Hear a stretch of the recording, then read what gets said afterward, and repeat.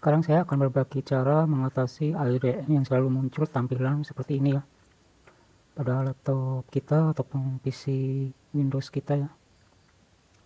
Oke, langsung saja bagaimana cara mengatasi hal seperti ini. Kita tutup dulu aja tampilan IDE-nya. Oke, langsung saja langkah yang pertama. Ini di sini saya punya teks ini ya. Nanti kalian bisa lihat di kolom komentar atau deskripsi. Copy saja file teksnya. Lalu buka browser yang kalian gunakan. Kemudian paste aja di URL ini ya, di kanan paste. Kemudian enter.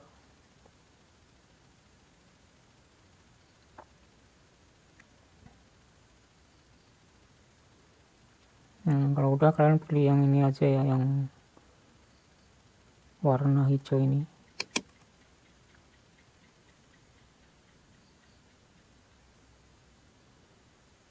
Kalau sudah, nah ini tinggal dibuka aja filenya, open, dan ekstrak.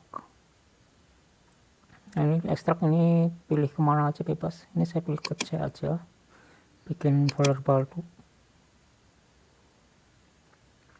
Oke, nah ini kalau minta password,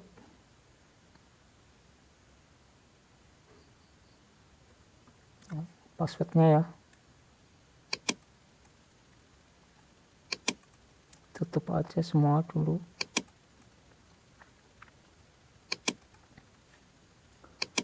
Kemudian kita lalu copy file IDM yang udah diekstrak ya, copy file IDM fixnya ke C, program file x86, lalu di sini ke folder IDM, lalu klik kanan aja di sini, pilih paste ya, klik continue. Nah lalu jalankan ini, klik kanan, run administrator, pilih yes. Lalu di sini klik aja ini IDM-nya.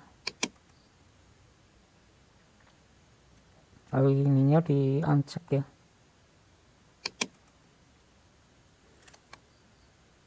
Sudah selesai.